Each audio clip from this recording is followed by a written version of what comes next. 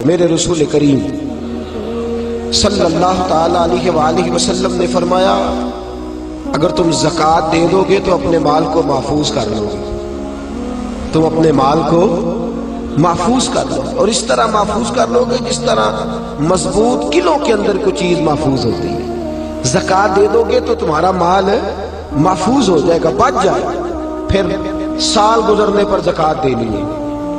سال گزرنے سے مراد وہ والے مہینے نہیں، وہ وڈیرے نے یاد کر لینے سون بھادو اسو تے منڈے کہنے نے جنوری فروری، تو اسلامی مہینے کدھر گئے جی؟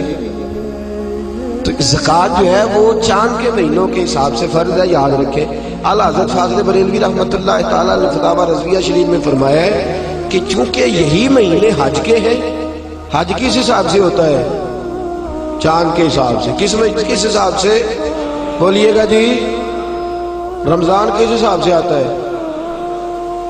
اس دفعہ جون کے حساب سے آیا یا اپنے حساب سے آیا ہے؟ چاند کے۔ تو فرمایا اللہ تبارک و تعالیٰ نے ساری عبادات تیرے اوپر چاند کے حساب سے فرض کی ہے، تو زکوٰۃ بھی اسی حساب سے تیرے اوپر فرض ہوگی۔ جب سال گزر جائے گا تو زکوٰۃ تیرے اوپر فرض ہو گئی۔ اب جتنا بھی مال انسان کے پاس ایسا موجود ہے کہ جو اس کی ضروریات، فقہ کے اندر کہتے ہیں اس کو حاجات اصلیہ، وہ حاجات اصلیہ سے جتنا مال بھی زیادہ ہے، ایک آدمی کو ایک موٹر سائیکل کی ضرورت ہے اور اگر اس نے دو رکھی ہوئی ہے تو اسے دوسرے پر زکوٰۃ دینی ہوگی۔ ضرورت کتنی کی تھی؟ ایک کی، اس نے دو رکھ لی۔ جاگ رہے نا آپ لوگ، اللہ آپ کو جزائے خیر دے، تو دو رکھ لی اس نے، تو اس نے زکوٰۃ دینی ہے۔ اب زکوٰۃ کیا ہر سال دینی ہے؟ اگر ہر سال مال کے نصاب رہے گا، میں نے کہا تھا آپ کو تھوڑا سا توجہ کرنی پڑے گی، ہر سال وہ مال کے نصاب ہوگا، اور سال کے شروع سے لے کر آخر تک اگر وہ مال کے نصاب رہا تو اس نے زکوٰۃ، درمیان کے اندر اگر کمی بیشی ہو گئی، یہ بات آپ نے غور سے سننی ہے۔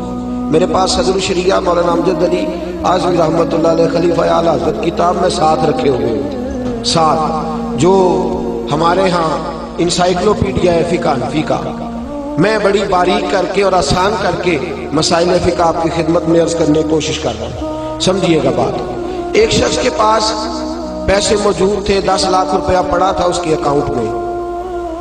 اب اس کے پاس یکم رمضان کو 10 لاکھ روپیہ تھا، لیکن درمیان میں وہ 9 بھی ہوا ہے، وہ 8.5 بھی ہوا ہے۔ جب اگلے سال کا یکم رمضان آیا تو وہ پھر 10 لاکھ ہو گیا، وہ چاہے 1 مہینہ پہلے ہو یا 1 منٹ پہلے، اس نے اس کی زکوٰۃ۔ اب وہ یہ نہیں کہہ سکتا کہ میرے پاس تو درمیان میں 2-3 دفعہ کم بھی ہوا ہے تو سال تو گزرا ہی نہیں۔ ہاں، مال فی نفس سے ہی ختم ہو جائے، بالکل ختم ہو جائے، رہے ہی نہ، ایک دفعہ 10 لاکھ کا 10 لاکھ ہی چلا گیا، اس کی جیب میں کوئی شے نہیں بچی۔ اب جب نئے سرے سے 10 لاکھ آئے گا تو سال اس حساب سے کاؤنٹ کیا جائے، تو اس پر زکوٰۃ دینی ہے۔ ہاں، اگر اس نے قرض دینا ہے تو پہلے قرض ادا کرے گا، پھر وہ زکوٰۃ دے گا۔ زکوٰۃ دینے کی بات آپ کی سمجھ میں آ گئی؟ کتنی دینی ہے؟ نصاب کتنا ہے؟ ویلو پھر سونے کی گل ہی کرتے ہو، اللہ میں چاندی دی بھی کیتی ہے، 52.5 تولے چاندی یا 7.5 تولا سونا، اس پر زکوٰۃ آئے گی۔ سال گزرنے کے بڑا آسان رکھا ہے شریعت نے اس نے، اور جو ضروریات سے زیادہ چیزیں ہوں گی اس پر زکوٰۃ آئے گی۔ اور مال تجارت پر زکوٰۃ آئے گی، سن لیں، کس مال پر زکوٰۃ آئے گی؟ سارے بول دیں ایک دفعہ آپ کو یاد ہو جائے، کس مال پر؟ مال، یعنی جو مال آپ نے انویسٹ کیا ہوا ہے نا، نفع پر نہیں آئے گی، سن لیں، مال تجارت پر ہے، یعنی جتنا دکان کے اندر مال پڑا ہے، کپڑا جتنا پڑا ہوا ہے، برتن جتنے پڑے ہوئے ہیں دکان کے اندر، جس کے اندر سامان پڑا ہوا ہے، سب کا حساب لگا کے زکوٰۃ دینی، سب کا حساب لگا۔ وہ اس طرح نہیں دینی زکوٰۃ کہ پرانے کپڑے نئے جو آئے تھے عید پہ وہ تو بک گئے، پرانے رہ گئے جن کو خریدتا کوئی نہیں، تو اب ارادہ کیا چلو یہ زکوٰۃ میں دے دیتے۔ اس طرح لن تنالوا البر حتی تنفقوا مما تحبون، فرمایا تجھے نیکی اس وقت ملے گی جب تو اپنی پیاری چیز اللہ کی راہ میں خیرات کرے، جب تو اپنی پیاری چیز اللہ کے راستے میں۔ اور سن لیں، جب کسی کو زکوٰۃ دیں گے تو اسے مالک بھی بنانا ہوگا۔ کیا کریں گے؟ اسے مالک بنانے سے مراد یہ ہے کہ آپ اس کے ہاتھ میں دیں گے کہ بھئی یہ تیرے ہیں، تو اپنی مرضی سے ان کو استعمال ہے. یہ نہیں کہہ سکتے کہ میں نے روٹی پکائی ہے چل کھا اور نکل جا، زکوٰۃ ہو گئی. اس طرح زکوٰۃ ادا. ایک صاحب بعض اوقات لوگ جو ہوتے ہیں وہ آتے ہیں، ایک دوست میرے پاس بھی آئے، کہنے لگے مدرسے میں زکوٰۃ دینی ہے، مجھے کوئی کام بتائیں مدرسے کا، وہ کام میں کر دوں. میں نے کہا آپ کہیں اور چلے جائیں. بھئی زکوٰۃ سے مراد یہ ہے کہ آپ اس کو مالک بنائیں، جہاں ضرورت ہوگی وہاں وہ اس چیز کو خرچ. تو میں نے کہا ویسے بھی اگر اعتماد اتنا تھوڑا ہو تو وہاں تو زکوٰۃ ہوتی نہیں کہ مجھے بتا دیں کہ میں کچھ کر دوں. تو میں نے کہا تھوڑا تھوڑا دوسروں کو بھی دیانتدار سمجھے. سب نے دنیا سے جانا ہے، اللہ کی بارگاہ میں حاضر ہونا ہے، آپ کہیں اور چلے جائیں. ویسے بھی ہم نے تھوڑا رویہ اور طرح کا رکھا ہوگا ان معاملات کے اندر، ہم ذرا ویسے ہی محتاط چلتے ہیں. تو عرض کرنے کا مقصد یہ ہے کہ آپ سامنے والے کو مالک بنائیں، اسے آپ مجبور نہیں کر سکتے. ایک مثال سنیے، اگرچہ کپڑے دینے سے زکوٰۃ ادا ہو جاتی ہے، لیکن ایک آدمی کے پاس کپڑے تو ہیں، دوائی کے پیسے نہیں. آپ اسے زکوٰۃ دیتے ہیں، کہتے ہیں کپڑے خرید لے. اسے کپڑوں کی ضرورت ہے کہ دوائی کی؟ وہ بغیر دوائی کے اٹھ ہی نہیں سکتا چارپائی سے. آپ نے اسے پابند کر دیا ہے کہ تم نے کپڑے لینے، تو وہ کیا کرے گا؟ تو آپ اسے مالک بنائیں. اور پھر شریعت کہتی ہے کہ مستحب یہ ہے کہ ایک کو زکوٰۃ زیادہ دو تاکہ اس کا کچھ بن جائے. بلکہ حضرت عمر بن عبدالعزیز تو فرمایا کرتے تھے کس کو زکوٰۃ لگتی ہو تو اتنی دے دو کہ اگلے سال وہ خود زکوٰۃ دینے کے قابل ہو جائے. یہ جو بانٹنے کا طریقہ ہے نا 100 کر کے، وہ فقیر ساری زندگی، اور میں اکثر کہتا ہوں مانگنے والا بھی ساری زندگی اسی چکر میں رہتا ہے، اسی چکر میں. حاجی صاحب نے اس دفعہ آٹے کا توڑا دیا تو جاتی دفعہ کہتے ہیں اگلے سال بھی ساڈا خیال رکھیں گے.